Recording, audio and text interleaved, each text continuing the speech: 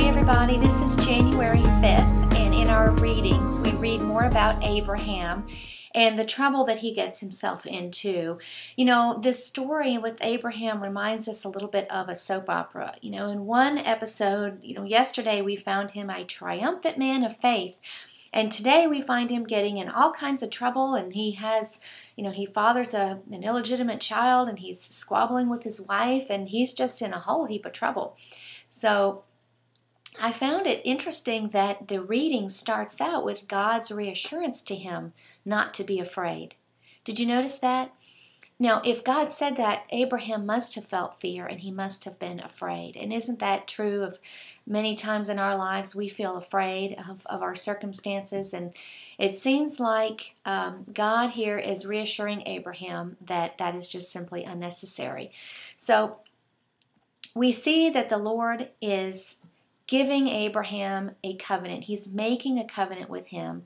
And it says that Abraham believed, literally believed in the Lord, and God credited it to him as righteousness. You know, that statement, God credited it to him as righteousness, can be found 3 times in the New Testament. It is in Romans 4:3, in Galatians 3:6, and in James 2:23. This is just a foundational truth of our faith. And it shows us that righteousness is imparted to us in response for our faith. We see here that God has specified the geographical boundaries of Israel's land and told them from the river of Egypt, it's not the Nile, it's a wadi actually, to the great river, the Euphrates. And Israel today, to this point in history, has never occupied this entire bit of land, but they will when Messiah comes, when Jesus comes again after his second coming. We see here that Ishmael is born, actually Abraham's firstborn, but is not the child of Abraham and Sarah. So you see, in the legal aspect of that day, it was very appropriate for Sarah to give her handmaid to Abraham to father a child. That that was his actually adopting this son as an heir, and it was very common in that time. The bottom line, though, of that story is that Sarah had heard the promise. She knew God had said that he would give them a son, and she didn't wait. She didn't wait on God. Why is it that our heart prefers anything to an attitude of waiting? I wonder. We see here in Genesis 16:7, the angel of the Lord. This is the first time the angel of the Lord is introduced to us, not the last. And many think this is actually Jesus, the angel of the Lord, Jesus. Here again, he shows himself in the Old Testament. In this interchange, God hears the distress of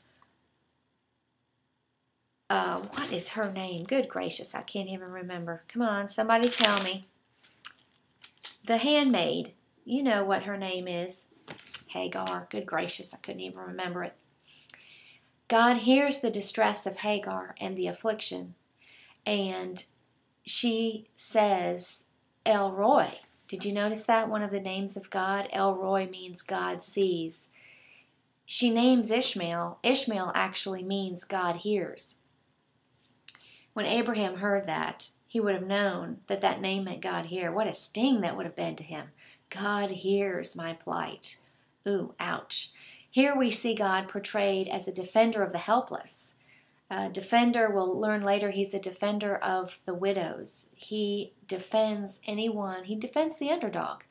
And he sees this family, Ishmael and Hagar, in their need, and he comes to their rescue.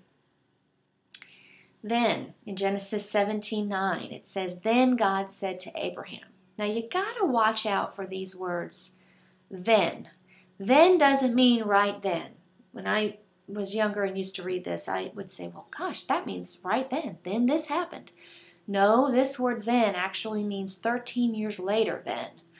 So God says to Abraham, your responsibility is to obey the terms of the covenant. You and all your descendants have this continual responsibility.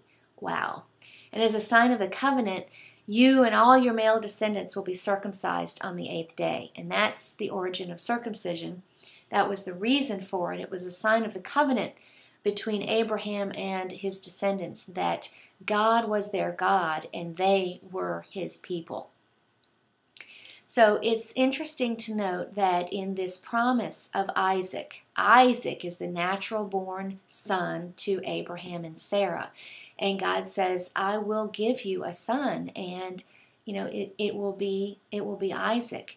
And he comes many years later after Ishmael. Ishmael's already a teenager by the time Isaac's born.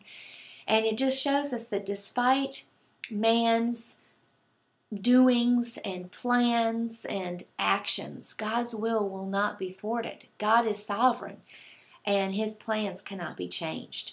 So here we have the origin of the conflict that we see today in the Middle East. All of the Palestinian descendants have come from Ishmael, and the Jewish people are descendants of Isaac. When we were in the Holy Land a few years ago, it became very apparent to us that we went to the Dome of the Rock where the Temple Mount is, and the Palestinians believe that Abraham almost sacrificed Ishmael on the rock. But the Bible teaches us, and we'll read that as we stay tuned, that Abraham almost sacrifices Isaac on this particular rock on Mount Moriah, which is where the Temple Mount exists today.